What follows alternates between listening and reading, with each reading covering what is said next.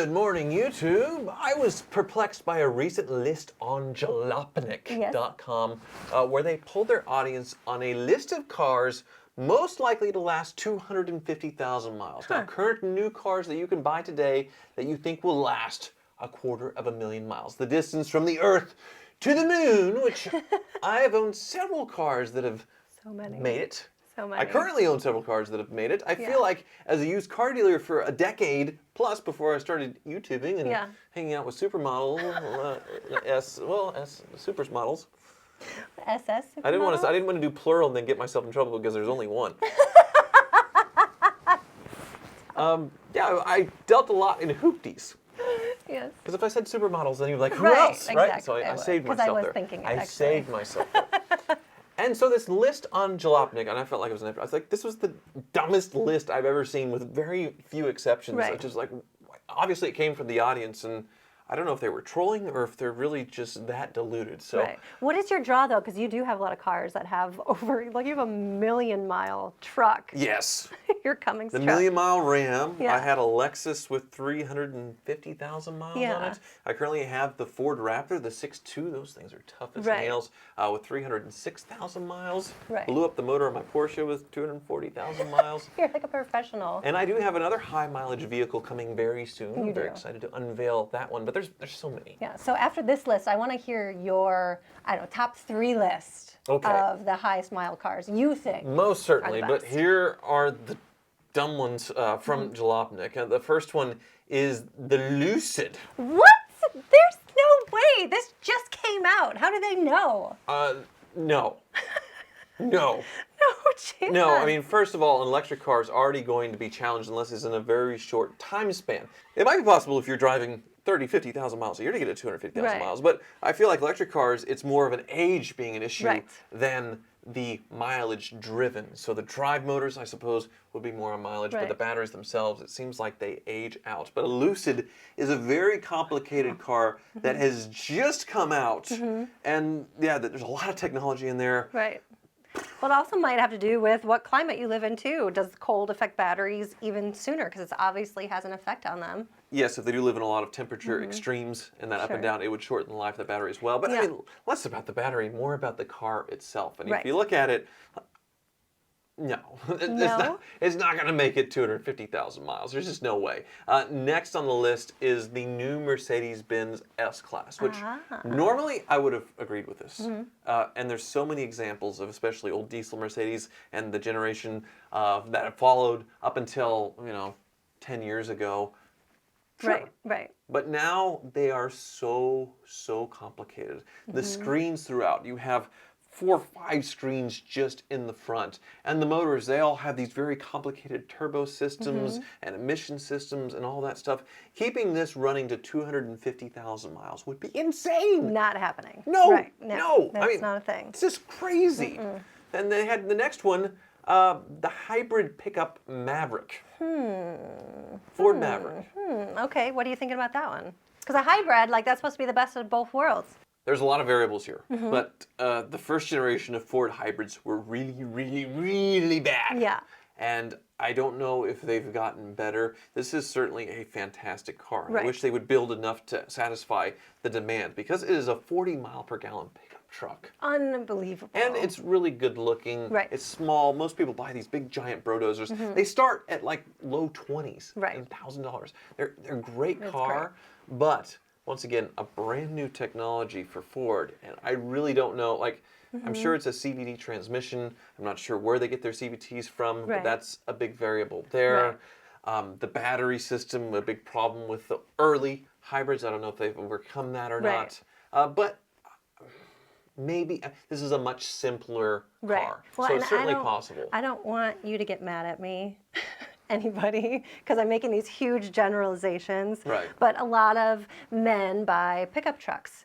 And when I've driven with guys, I feel like guys are a little rougher when they're driving. They brake harder, they drive faster, they turn harder, you know. And I don't want to be general because everyone's different, but Well, I am going to be general and say that's why this might not get to that mileage range. there was one time where I borrowed a car related to this, your baby Bronco that you've left in Chicago. Yeah. I had to drive it 5 hours to meet you at a Right. funeral, Right. sadly. Yeah. I didn't know this person who had Right. died, but he was a really cool guy, a friend of ours' father. And I had to drive all the way up to Washington Island, and I needed to make a ferry. The only way to get there is the ferry. Right. And I drove as fast as I could. It's 3 cylinders in this baby Bronco. 3, and it was just wrung out. Oh yeah. And by the end of it, the noise in the motor, it sounded different. It was tapping. I just don't, like, that motor is so stressed and Right. so high revved, and Right. it's not Japanese, so I'm just thinking, anyway. It's still running, but it does sound different. It's still going, yes. Yeah. Next on the list is a Swede wagon, a Volvo V60 Ooh, Cross-Country. okay. You're not feeling it. Once again, 30 years ago, a Volvo brick wagon, Right. the old 240s, invincible. Yeah. You couldn't kill them. Volvo has been sold to a Chinese company. Right. And they are really going, once again, in on all the technology, and well, safety is another big thing about Volvo, but less in the quality. And now, like the T5 Volvo is not a turbo 5-cylinder anymore. It's still the 4-cylinder, a turbo no matter what. And now the T5 is the turbo and a supercharger. So it's turbocharged and supercharged. Right. Double, you know, Yes. forced induction, double the stuff that can go wrong. And And you're not feeling it. You're not. No. no, there's no way. No, it's not possible. I feel like you're dogging like any new car that comes out. You're like, there's just no chance. Technology isn't going to keep up with the mileage. There's not many. So Porsche though is on that. I mean, Ooh. nobody would ever drive their Porsche 911 the 250,000 miles, but this is, I think, the most likely Right. one. Even though Porsche has had some big oopsies with their IMS bearings and cylinder scoring with 996 and then 997. Those were 2 generations most recently where the motors would grenade themselves. But they do have a pretty invincible transmission, PDK dual clutch, where people are putting 1,000 horsepower behind it and can't break them. So great transmissions. Maybe they figured out the engines on them. Very well built car, tops the quality rating. So not that anybody would drive a 911 nowadays to 250,000 miles, but maybe. I kind of like, you just sound really hot talking about cars like that. I just kind of, sorry, go on. Yeah, okay. Well, next on the list, the newest of the new Kia EV9. Ooh, it looks really, kind of looks like a Rivian. It's a really neat, boxy feel to it. Yeah, it looks like a Kia Telluride, except it is electric, obviously. And you're looks good. saying no? Are you being like, okay, it might make it? Well, it depends on how simple the thing is, I Right. suppose.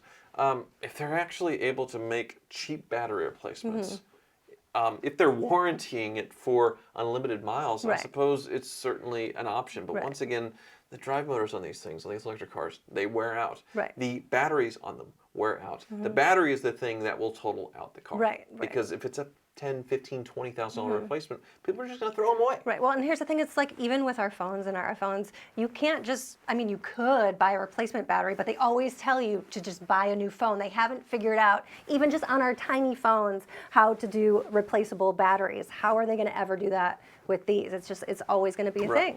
So EVs at their principle, simple, but the parts replacement on the 3 simple big components, very expensive. So I don't know.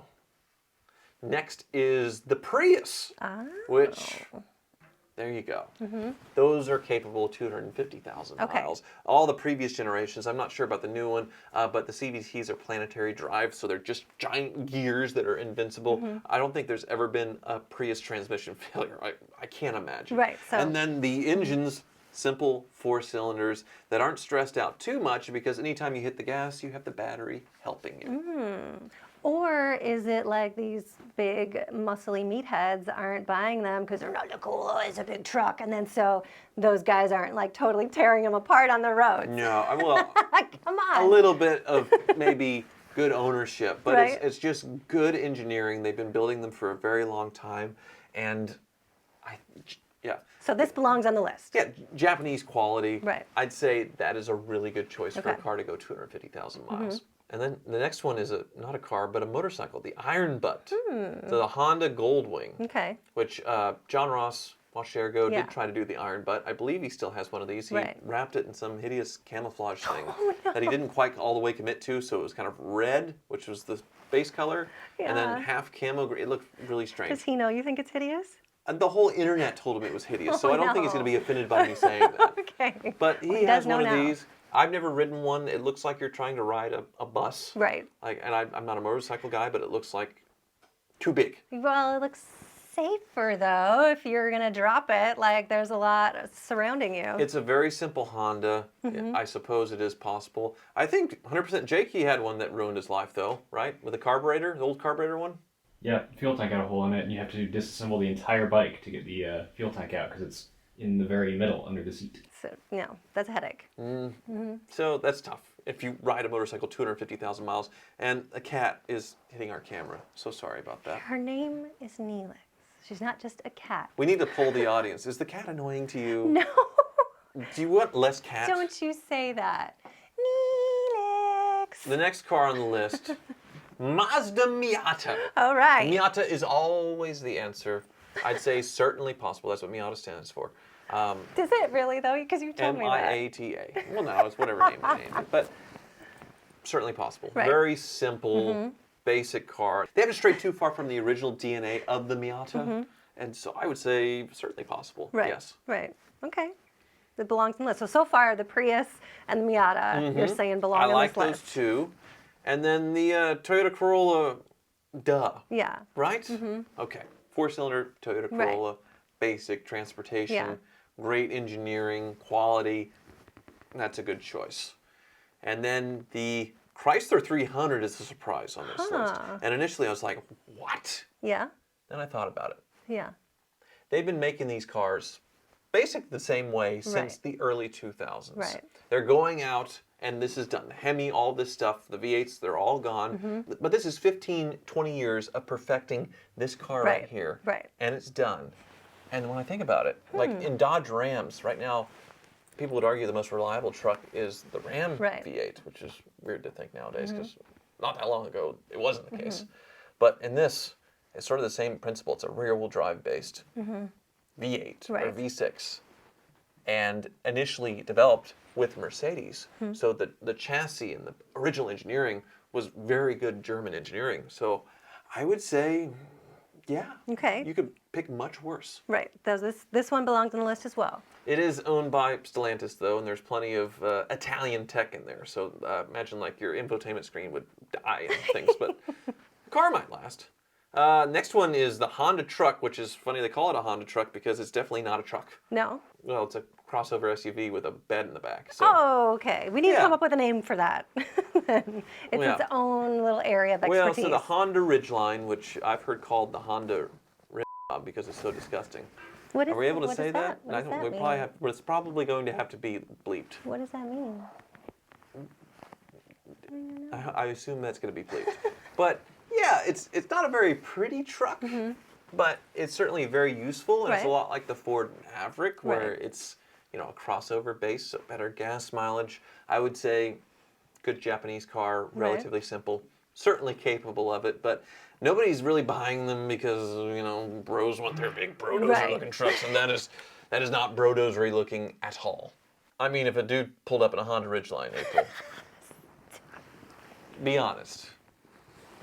I don't care as much, as long as your car's clean, there's not some cracked windshield, you don't have duct tape, holding things together in the if car. they pulled up in a Chevy HHR or a Plymouth Prowler, Oh, the Prowler. Oh, that would be bad. See, that would yeah. be, You I would wouldn't be like- like, just run me over with it, because life isn't worth living anymore. and so we're continuing with Japanese reliability, the Mazda CX5. Did you say Mazda? Mazda. Is that the Kansas way? Mazda.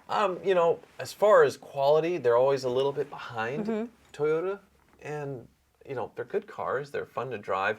We rented one when you had your hit in Yes. the skiing, up in Yes. Colorado. Tore my ACL. Pretty boring. pretty underpowered. My but ACL tear is pretty boring. no, the Mazda. Mazda. Sorry. Sorry. The Mazda. Right. Very underwhelming. Even inside, super. I was shocked how basic everything is inside. But that's the thing. You want something to last 250,000 miles. It needs to be very basic. The more complicated it is, right. Good point. problems happen. And somebody put in a bus.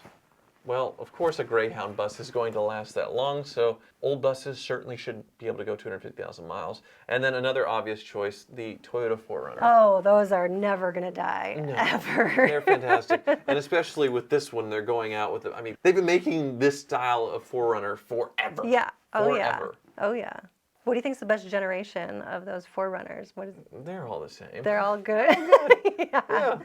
And then this one I haven't seen before. It's called the Comrade. Ooh, who makes that? Where's that from? What country? I have no idea. Right. But I think it is. I thought the license plate 4x4 urban.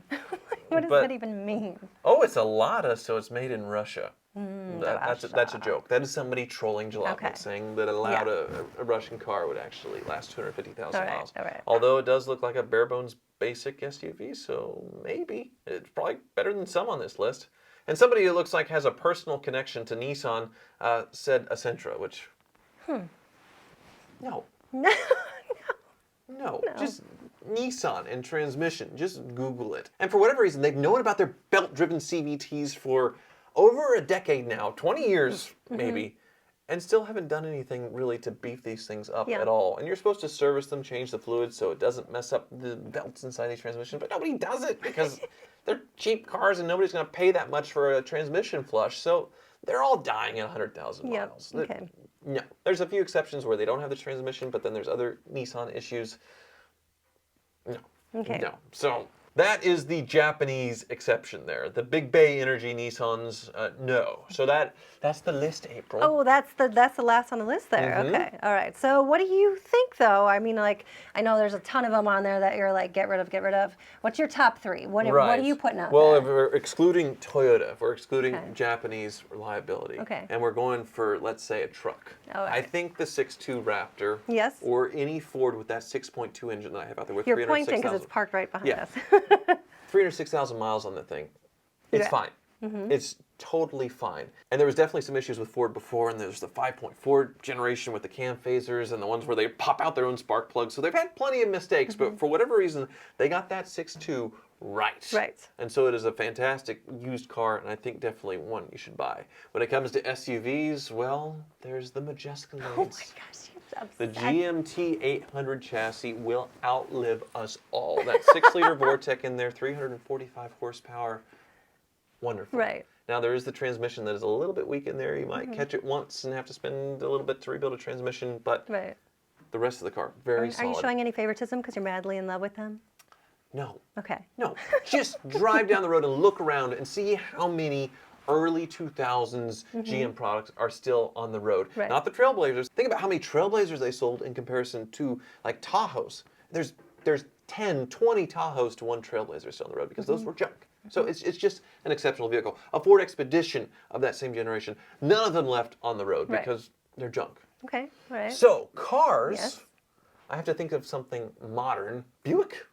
Oh, okay. Here we go. The Park Avenue Ultra is still pretty old, and I've sort of covered that with the Escalated Tahoe or whatever. Right. But if you're going to get one that's just crazy, it's that last generation of Volkswagen diesels. Oh, okay. So there's this crazy diesel gate where they lied about their emissions and how much these diesels pollute. And so they would go into dyno mode, and then actually power would get shut down to where it would put out less emissions. It was a big scam. Volkswagen was fined a gazillion dollars for it, and the cars were bought back or recalled and fixed and things. So a lot of them were taken off the road. It was a crazy thing, but they were fantastic cars. They are invincible, and they get astounding gas mileage. So if you can find one for sale, that'll outlive all of us as well, I imagine. And it depends, of course, how you're driving it, how you take care of it. They're just tough. But apparently not those. I feel like you could do anything to it because it's the best of German reliability because it's very simple German car. In any other country, it would just be a basic taxi, but here it's a little bit fancier because it's a German car, but it's still very basic, but so well engineered, other than them lying to the government about how much pollution they did. So that would be my choice, yes. All right. It's a solid list. Yeah. Is there a car that you think would last forever? I mean, there's the Buick Grand National. She's wearing the jacket. Of course. It is the ultimate, perfect engineered, beautiful car that they need to bring back, first of all. But yeah, the 87 Grand National, best of the years that they made them. That one's going to go on in millennia. Like, we're going to, our great grandchildren are still going to be able to start those puppies up. Those cars aren't very good quality. Like, the doors just start sagging. You stop. Like with time, Stop and it. they It fall hurts. apart. It hurts and then when you the say motor that. with the turbo is so The finicky. pain. The 3.8 is pretty solid though. But I get pain. you have some bias there. I have a bit of bias too with the Escalades, but I think there is some data to back it up. So Buick Grand National is going to be here forever. thank you so much for watching. I'm glad you like that jacket. It's a beautiful jacket. Little turbo on there. Boop, boop, boop.